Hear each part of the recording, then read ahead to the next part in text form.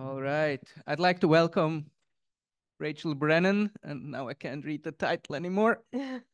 Rachel is going to talk about the Climate Drawdown Initiative, empowering students to lead transdisciplinary strategies for reversing global warming through courses, research, and public engagement.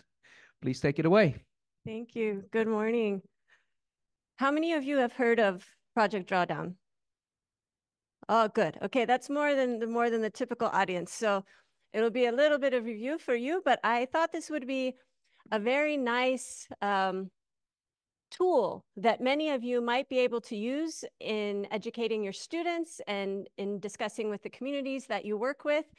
And so I am not a climate scientist. I'm not a computer modeler. I'm an environmental engineer. And environmental engineers develop strategies to clean up pollution, right? Water pollution, soil pollution, air pollution. And so when we think about climate change, we are focused on solutions.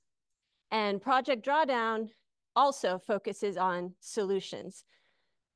So this book was published in 2017. It became a New York Times bestseller. And what it does is provides 100 different proven technologies that can be used for reversing global warming. The word drawdown is used in a variety of different contexts, right, around the world. It has a military connotation. It has other applications. But in this context, drawdown is the point at which our greenhouse gases, as we know, are continuing to, concentrations are rising and rising and rising. At some point, we're going to get a handle on this, right? And we're going to pivot that curve and then bring them back down. At that moment, at that pivot point, that's the moment of drawdown. All right, so that's why they named the book this. It's a really nicely written book. It's full of beautiful color photography. It's very accessible. It's written in language that anyone can understand. And you can just take it with you. I used to take it with my, when I would take my kids around to doctor's appointments or other activities, open the book to a random page, and in about 10 or 15 minutes, I've learned something new. I mean, it's just, and it's very uplifting, very inspiring. So that came out in 2017. In 2020, as we learn more, they published the Drawdown Review, which is an update to the 2017 text. This is available for free. You can download it off their website, and they started translating it into different languages.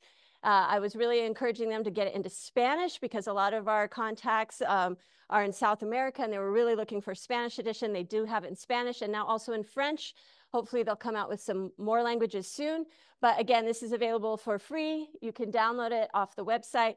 The original text, it's under $20. You can get it in paperback virtually everywhere. There's also an ebook version. And they also have a beautiful website that has a lot of the same content. One thing that I really, really like about Drawdown is that it is very carefully structured to enable digestion by the common community. So they put so much effort into their science communication. And so I'd like to share with you a short trailer teaser for a series of videos that they've produced about their climate solutions. So thank you, Sarah. Our water, our food, our air, our home, our security, our economy, all connected to our house. Because we actually have this, it's our fingertips to get going, solve this problem. That means everyone.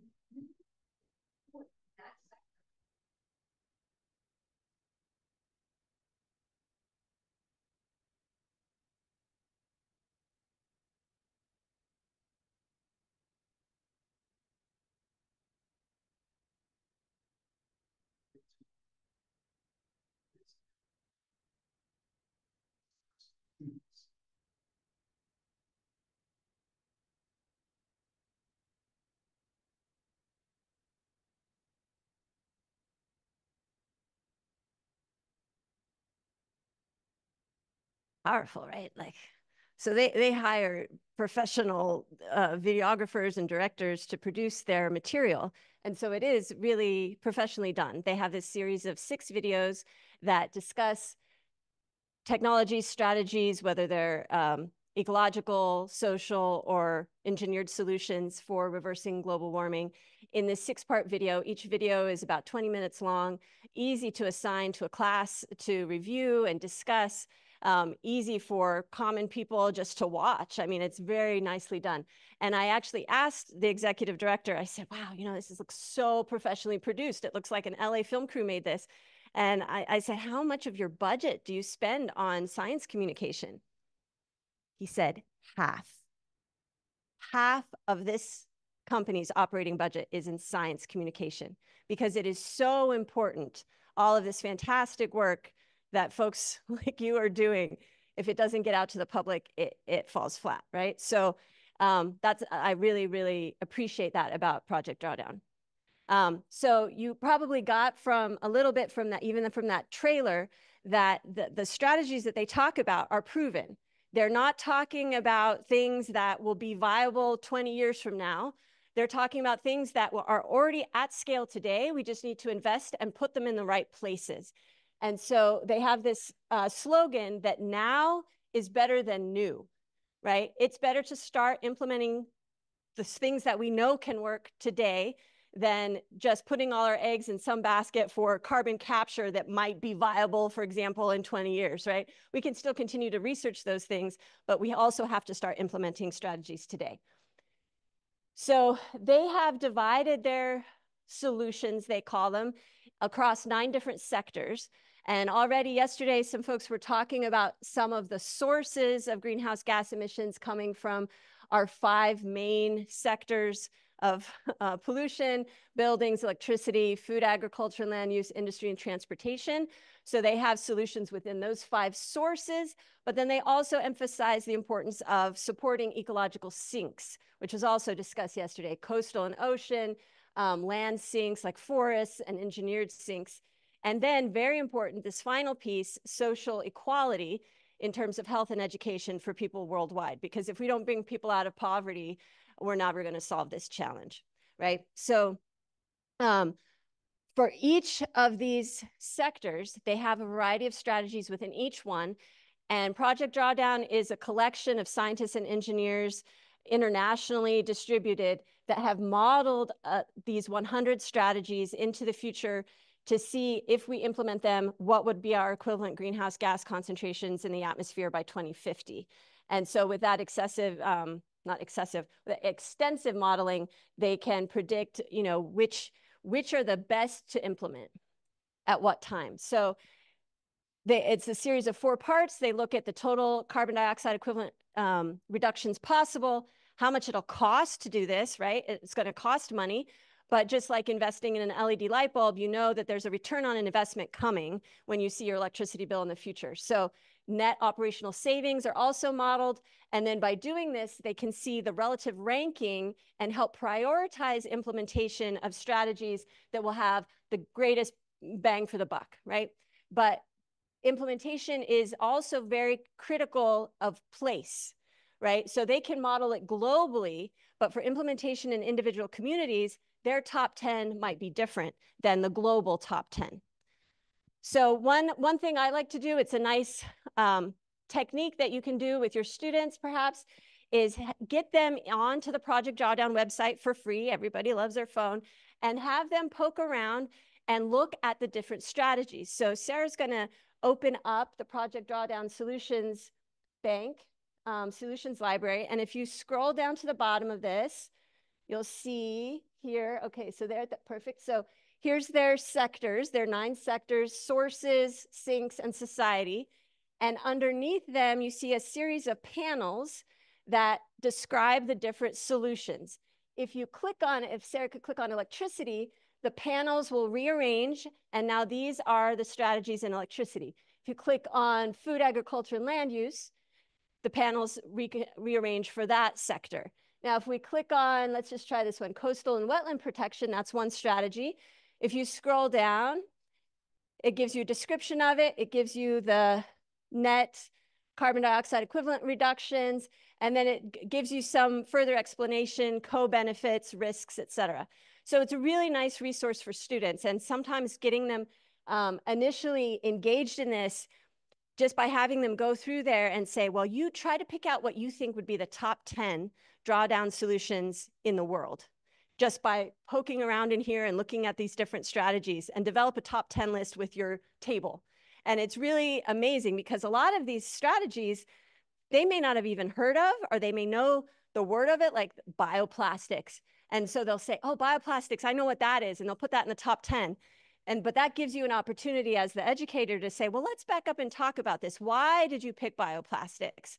Or why did you pick waste to energy? That's another common one that's just chosen because they've heard the term, but they don't really know what it means.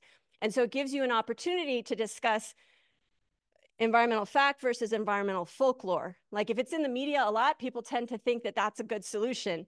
But bioplastics, I mean, are necessary because plastic pollution is terrible, but it's really not going to put a huge dent in climate change if we convert everything to bioplastic, right? So it gives you an opportunity to discuss these truths and fallacies. Okay, perfect. So let's go back in here. Thanks, Sarah. So let's go to the next page there. All right, thank you. So the top 10, I thought you might be interested in the top 10. They are all in the back of the book. So it's like there's a solutions key. And so students love that. You can go to the back of the book and see the top 10 ranked there.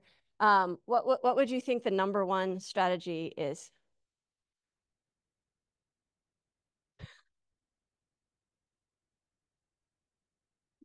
Reforestation. Okay, so something to do with trees absorbing greenhouse gases. Okay, so we do have some land-based sinks are in the top 10, but it's not the #1. Any other guesses? Eat less meat. Oh, very good. So what you eat is more important than the car you drive? Yes, definitely. So plant-based diet is in the top 10, but it's, and actually that's very, very good. That's very, very good. So I'm going to go ahead and show it to you. So I put up here, notice it says the original drawdown solutions. So these were the top 10 in the original text. When they made the 2020 review, the drawdown review that you can download online, they had to revise some of these. So I'm going to show you the original ones, and then we're going to see there was a little bit of a shift in the 2020 reevaluation. So the first one is actually refrigerants, because the fluorinated compounds wreak total havoc on the atmosphere. And so end of life for those old refrigerants is really critical. #2, on and offshore wind turbines. And then you have reduced food waste and plant-rich diet. So those were #3 and #4. In the 2020 edition, those moved up to #1 and #2.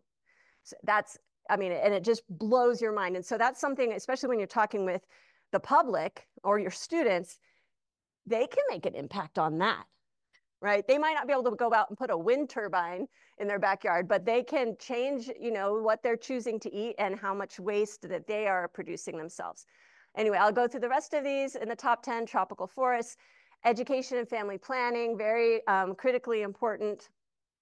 Solar on the utility scale, silvopasture, which is animals and trees together, and rooftop solar, like what you and I put on our homes. Okay, so this is from a global perspective, the top 10. And of course, on an individual community basis, that might look a little bit different. But I wanted to emphasize that even though those are the top 10, look at the different sectors that they fall under. It's not all tech. It's not just like wind turbines and solar panels. It's food, agriculture, land use, education. There's social strategies here that have a profound impact. And in terms of total CO2 reduction, they're roughly on par with each other. So that is also eye-opening. You don't have to be an engineer to make a difference here, right? You need people across all different sectors doing all sorts of work to make this work. If you look at the top 80 solutions, there's another 20 that are still have a little bit of R&D left to do, but you see the top 10 take up a full like half of the pie. So it really gives you an impression of how powerful those are. So what we've been doing at Penn State is we've been incorporating Drawdown into a variety of our student activities. So the easiest one for us to do is put it into our first year seminars for our freshmen. And when they come in engineering, it's very easy because these students are still trying to figure out what sort of engineer they want to be. And a lot of our sources of greenhouse gas emissions come from sectors that engineers interface with on their work and their daily lives. So it's really easy to have first-year seminar students study the different sectors, get more involved with the research. It really opens their eyes into how in their future careers they can have a beneficial impact on climate. We also have a research experiences for undergraduates program that runs in the summer. It's a 10-week intensive course of research and professional development. And our professional development exercises focus heavily on science communication. We use Project Drawdown as a fantastic example of effective science communication. And we get them practicing again and again their presentation skills, both in terms of PowerPoint presentation, but also delivery and engaging with audiences from different backgrounds and education levels. So when we bring them to Penn State, we do their work in the lab for 40 hours a week, but we also take them out into communities and give them different experiences. That's me at our Sustainability Experience Center talking about water, energy, food nexus and sustainable agriculture. We take them out to our student farm to let them volunteer and learn more regenerative practices for farming. And then we have, this is one of their favorite activities, is we have a Pennsylvania Festival of the Arts every summer, descends upon Happy Valley where Penn State is. And there's a Children's Day on the first day of this five-day event. And we have a booth there, Cool Solutions to Reverse Global Warming. And the students themselves, these are our undergraduate students in the program, they develop interactive activities to do with a variety of age levels of kids, all the way from ones that can just barely color something, all the way up to those who want to like play with circuits and make, you know, little windmills turn and things. So that's really engaging for the students, but also the families. So the parents will come up as well. And then I'm usually standing in the back. You can see me there. I'm standing in the back, just sort of, you know, monitoring things. But as the parents come up and get interested, I have little activities to do with the parents. And we start up discussions that way. And occasionally you'll get the climate denier who'll come up there and cause a ruckus. But then it's important to let our students know how to handle that as well, right? So it's a really good experience for them, gets that community engagement piece active in their thinking going forward. So these are some of the topics that our scholars have worked on over the past several years that our program has been going. And you can see that they're technical, ecological, social strategies. They're working in teams on these and working with the community. So our main focus for them is that they're doing this in collaboration with government and industry. And so we have some of their strategies that they're working on with community actions that are needed locally. At the end, they have a big seminar presentation, so they really get that out there and culminate the program. In the future, well, it's actually ongoing already right now. We've extended this into international work. We have both a summer class and a summer REU program that go to Peru and work with local communities in the Andes. And they look at drawdown strategies that might be viable and discuss with the community for implementation that way. So I hope that if you hadn't learned about Drawdown before, that gives you another tool in your toolbox that you might be able to use when you're interfacing with your students, if you're an educator or the public. And if you have any questions or anything, of course, I'm always available. Thank you.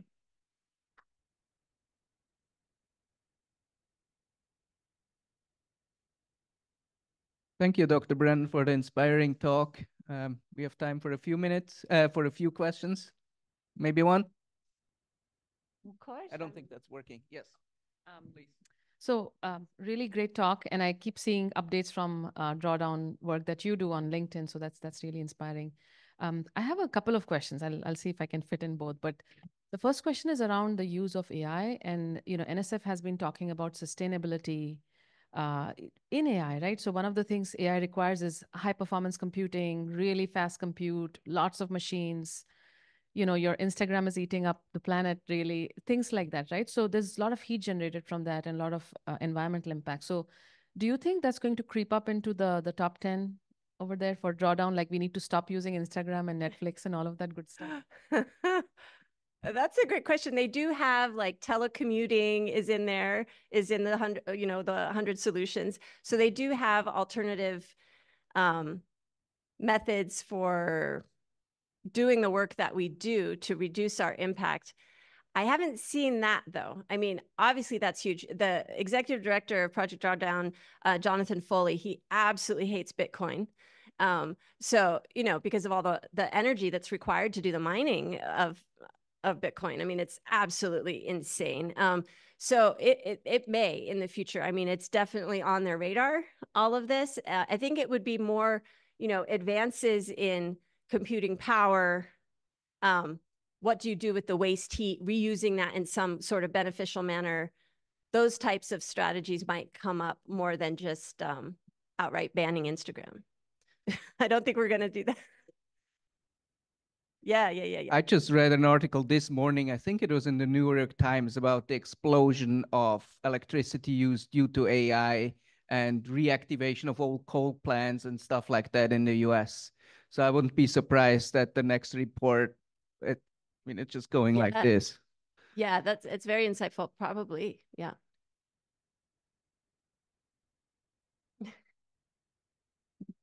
Last one, I promise. I promise. I think this is very interesting because I've seen this with students, and I think others have seen it. Some of the roles that come out of environmental engineering and environmental science are not competitive to some of the other types of roles in, let's say, AI or big data, and you know the salaries they draw. So I'll give you an example. I had a student who was working in environmental science, and I was asking him to continue working, and you know, is he going to look for a full-time job in this area? And he was like, no, I think I'm going to go to AWS, or I mean, not AWS is great. We've partnered with them, but we need more people working in these areas. But the salaries may not be competitive, or incentives may not be there. How do we, you know, bring more students to think about these types of problems? Well, computer scientists, you know, you guys make a lot of money. Environmental engineers, we make a decent salary. I mean, our bachelor's degree students come out making, you know, 70 grand or so, mid 60s if they're, you know, not in a competitive company. So for entry level, I mean, it's fine. I think, I mean, in my perspective, it's fine. I don't know what you guys get coming out of the gate. Like, are you making like over 100K? I don't know. Like, I mean, I think for entry-level students, it's really not a deterrent. It's, at least the engineers. Environmental scientists, I'm not sure. Environmental engineers, you're have, I think, a decently competitive salary. So maybe get them over to engineering. Yeah. Oh, sorry. I don't know if you have time.